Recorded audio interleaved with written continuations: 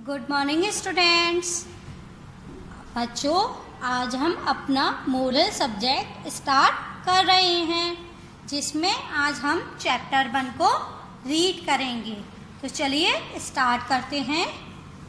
आपका chapter number है 1 and chapter का नेम है सभी के साथ मिलजुल कर रहो। क्या है चैप्टर का नेम? सभी के साथ मिलजुल कर रहो। इसका मतलब है हमको अपने घर में, आस पड़ोस में या स्कूल में सभी के साथ कैसे रहना चाहिए? मिलजुल कर, मतलब एक साथ रहना चाहिए। तो इस चैप्टर में आपको एक स्टोरी दी गई है, जिसको हम आज रीड करेंगे। तो देखते हैं क्या दी गई है स्टोरी। केशव और वंश बहुत अच्छे दोस्त थे। एक स्कूल था जिसमें केशव नाम का लड़का था और वंश नाम का एक लड़का था, जो कैसे दोस्त थे? बहुत अच्छे दोस्त थे। आपकी भी तो किसी के साथ अच्छी दोस्ती होगी ना। नेक्स्ट लाइन, वे दोनों पहली कक्षा में पढ़ते थे। वे कौन सी कक्षा में पढ़ते थे? पहली कक्षा में पढ़ते थे। आप भी फर्स्ट क्लास में पढ़ते हो, ऐसे ही केशव और वंश भी फर्स्ट क्लास में पढ़ते थे। दोनों ही पढ़ने में बहुत होशियार थे। वे कैसे थे? होशियार मतलब इंटेलिजेंट थे। केशव का दोस्त केवल वंश ही था। केशव का एक केवल दोस्त कौन था? वंश था। मतलब उसकी सिर्फ पूरे स्कूल, अपनी क्लास में किससे बनती थी? सिर्फ वंश से बनती थी। वह वंश को छोड़कर किसी से बात नहीं करता था। केशव को वंश के अलावा किसी से भी बात करने में अच्छा नहीं लगता था। वंश सभी बच्चों से बात करता था और सभी बच्चे वंश से बात करते थे। और इसके ही अपोजिट, मतलब इससे ही उल्टा क्या था कि वंश को सभी लोगों से बात करना अच्छा लगता था। और जब आप सभी लोगों से बात करोगे तो सामने वाला व्यक्ति भी तो आपसे बात करेगा। नेक्स्ट लाइन, केशव अपना कोई सामान न किसी बच्चे को देता था और ना ही लेता था।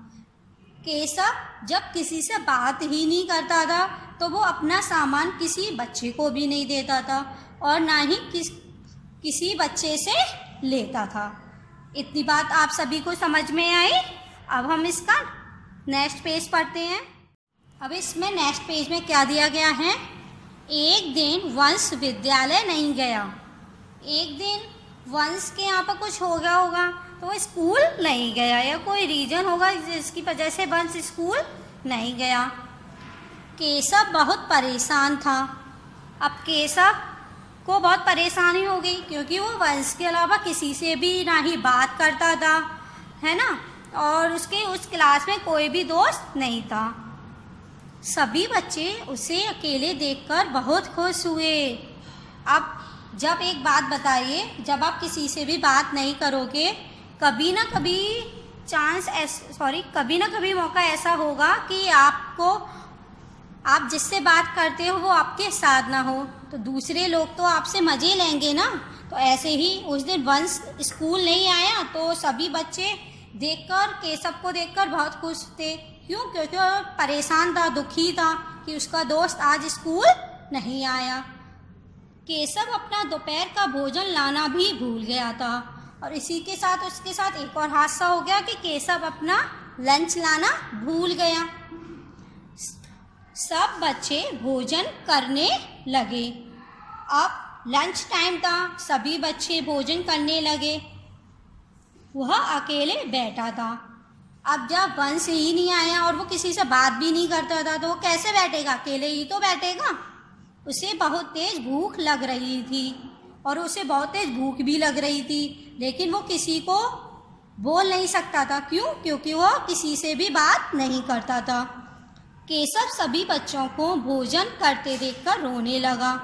और जब वो बात ही नहीं कर रहा था तो उसने देखा कि सभी बच्चे अपना अपना लंच कर रहे हैं, तो वो उसको भी बुरा लगा और वह उनको देखकर रोने लगा।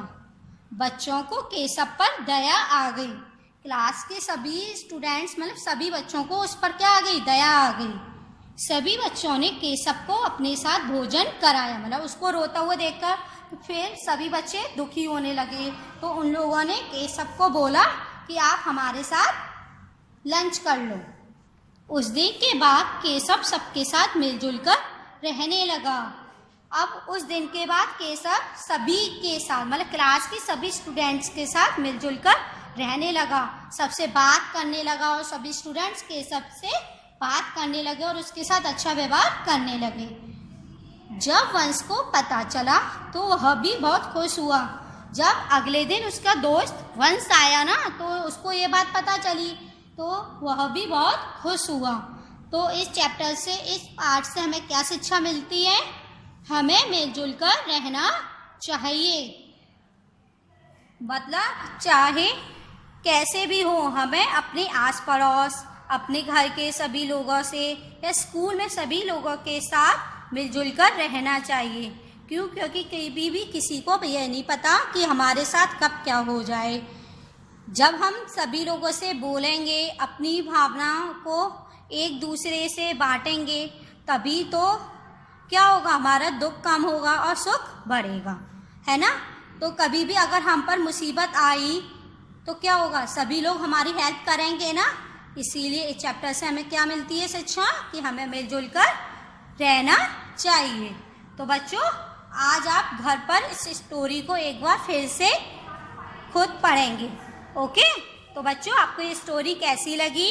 कल हम फिर से मिलेंगे। Good bye.